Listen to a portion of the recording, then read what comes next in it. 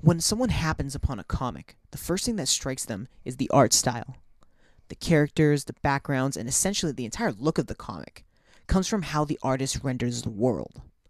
The vital question that the art staff of a comic must answer is how real should this world be? It seems like an easy question, but the mimetic property of an art style can have a drastic effect on how the reader interacts with this medium. Whether the reader connects with a character or the world depends on the degree to which the representation is realistic. This section will look at how the art style affects the ability for a reader to identify with the characters in comics. The idea of reader identification comes from the poster boy of comics scholarship, Scott McCloud. His theory is that one of the most powerful aspects of the comics medium is the ability for the reader to transport themselves into a world through reader identification. He states, when you look at a photo or a realistic drawing of a face, you see it as the face of another.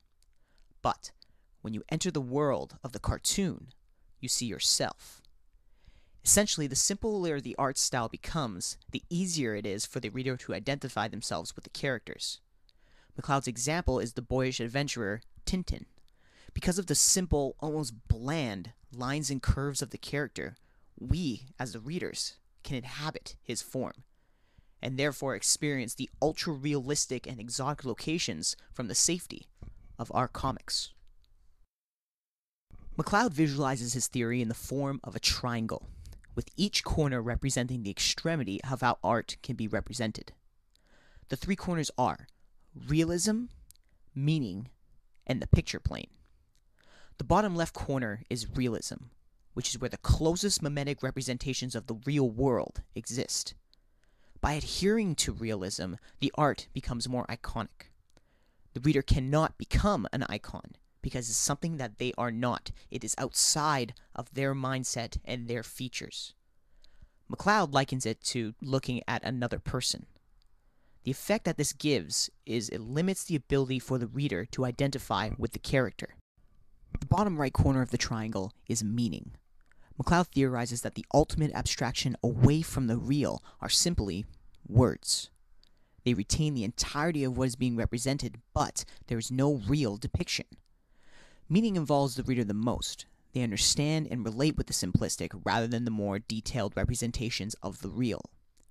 A drawing with two eyes, a nose, and a mouth represents the universal human, the entire meaning of humanity. The top and final corner in McCloud's theory is the picture plane. This section of the triangle is another extreme form of abstraction. The resemblance of the real is completely obliterated, but no meaning is retained. Shapes, lines, and colors are what remain. The picture plane represents instability, in that the only understanding is that the shapes are only shapes. They need to be rearranged to form something meaningful. McCloud's theory is incredibly detailed, but he places a heavy emphasis on the power of drawing readers in through identification. What I would like to show is the opposite. I want to fill in the rest of McCloud's theory by showing how realism denies reader identification. The question is, who is my example? Which character does the comic reading public, since its inception, want to be? When a young boy sees the image of this man, there's an instant connection between the reader and the character, the hero that adolescent males want to be. I wonder who that is. Sometimes, the best choice is the most obvious one. There's no better example to start with than Action Comics #1, the first appearance of Superman. The art of Joel Shuster is simple and generic. The way Superman is rendered exhibits the American view of masculinity and bravado. His stature, his poise, and his power are the dreams of young male comic readers everywhere. However, even at this stylistic point, Superman begins to deny reader identification. The strong-jawed, clean-cut, and white visage of Superman is not entirely universal. He appeals to his readership, white male children from suburban neighborhoods that want to live out the Superman power fantasy, which excludes certain nationalities and other groups. Even without being an all-encompassing human figure, Superman still embodies a certain meaning: the hero. Almost every action Superman commits during this Golden Age representation is to help others and protect what is right. Truth, justice, and the American way. That is what Superman fights for, and Shuster's art lets the readers enter the battle as well. The next example is not a drastic leap in realism, but the modern comic style of All-Star Superman is higher in fidelity. Frank Quitely and Jamie Grant, the artists for this series, retain much of the simplicity that Shuster gave to his Superman. Many of Superman's features are still present and allow the male reader to envision themselves as this powerful hero. However, the modern advancements of softer lining and color shading give more definition to the character. The effect of these technical advancements means a richer art style and therefore a more detailed Superman. For example, look at his eyes.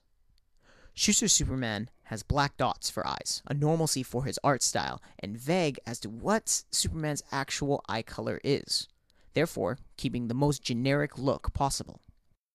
Quitely and Grant depict him with bright blue eyes, which limits the amount of people that can identify with the character. On McCloud's scale, this example is situated farther toward realism because of its higher representation of the real. Coming to the last example, we arrive at the corner of reality, and we are greeted with Kingdom Come. The art style of this comic no longer relies on the blank slate seen in the Golden Age or the modern depiction.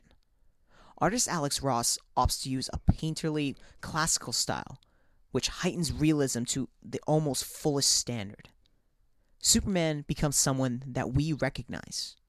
To be exact, he's George Reeves, the actor in the 50s who played the title role in Adventures of Superman. Because this icon is present, there's almost no abstraction. The reader cannot relate to Superman in this state because he is, in essence, a real person, calling back to McCloud's argument of realism. In limiting the reader through the art style, the comic becomes the opposite of McCloud's metaphor of the vacuum. The reader is placed behind an invisible wall. The only thing that they can do now is watch their hero and how he reacts to the cataclysm before him. Reader identification is not the only function of a comic's art style. However, it is one of the most important. Allowing or denying the comic reader a chance to imprint his or herself on a character drastically changes the reading experience. Identification is an important part of comics because this medium is built on portraying worlds that readers can become engrossed in. The ability for the art style to control the reader's interaction is an extremely powerful aspect of the visual element.